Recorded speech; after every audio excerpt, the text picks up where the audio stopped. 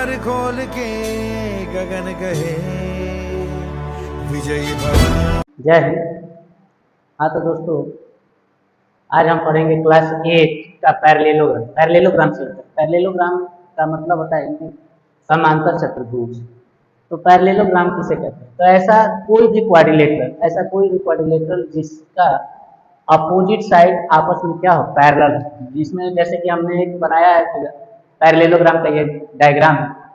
तो इसमें जो ए बी साइड है वो सी डी के पैरेलल होगी, A B parallel to C D and B C parallel to A D parallel to B C. Clear है? ऐसा कोई भी क्वाड्रिलेटरल जिसके अपोजिट साइड आपस में पैरेलल होते हैं उसे पैरेललोग्राम हम कहते हैं। ठीक है?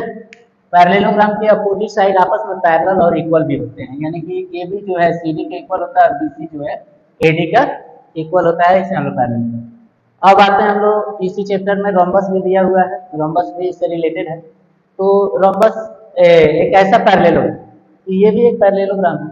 तो ये एक ऐसा पैरेललोग्राम है, ये एक ऐसा पैरेललोग्राम है जिसकी सभी जो साइड है, ऑल साइड्स आर इक्वल, सभी साइड इक्वल होते हैं।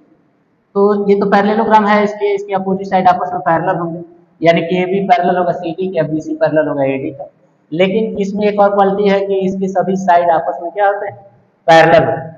सभी साइड आपस में पैरेलल तो नहीं, all the opposite sides are parallel, मतलब कि ए बी सी डी का पैरेलल होगा और बी सी ए डी का पैरेलल होगा। ये तो पैरेललोग्राम का क्वालिटी है।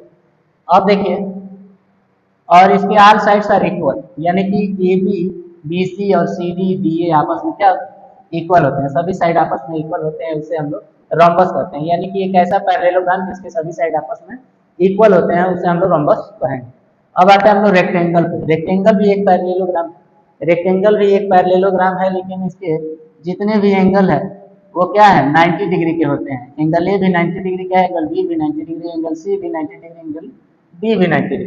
तो all angles are equals to 90 degree, तो दैट इज कॉल्ड रेक्टेंगल। मतलब कि एक ऐसा पैरेललोग्राम जिसके सभी एंगल 90 डिग्री के हों उसे हम लोग रेक्टेंगल कह सकते हैं। अब आते हैं हम लोग रेक्टेंगल, ये भी एक पैरेललोग्राम भी है, तो इसलिए इसके जो अपोजिट साइड है आपस में पैरेलल होते हैं, पैरेलल होंगे, इसलिए इसे हम लोग पैरेललोग्राम भी कहते हैं। फिर स्क्वायर में आते हैं। स्क्वायर क्या है? स्क्वायर भी एक पैरेललोग्राम। तो स्क्वायर एक ऐसा, अब रेक्टेंगल भी एक पैरेललोग्राम, तो स्क्वायर एक ऐसा रेक्टेंगल है जिसके सभी साइड आपस में इक्वल होते हैं। क्या होते हैं? All sides are equal to each other, यानी कि A B equals to B C equals to C D equals to D, और सभी एंगल भी 90 डिग्री के होते हैं, इसे हम लोग स्क्वायर कहते हैं।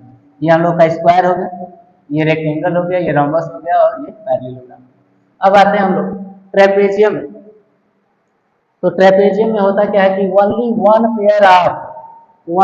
पेयर ऑफ पैरेलल्स है, मतलब कि एक जोड़ी ही ऐसी लाइनें होती हैं अपोजिट लाइन जो आपस में क्या होती है, पैरेलल, यानी कि ये भी क्या है, सी डी के पैरेलल।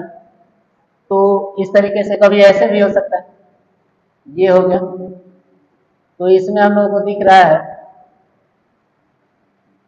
कि BC जो है पैरेलल है AD का, लेकिन AB CD का पैरेलल नहीं है, तो ये भी एक ट्रेपेजियम है, जैसे कि only one pair of parallel से।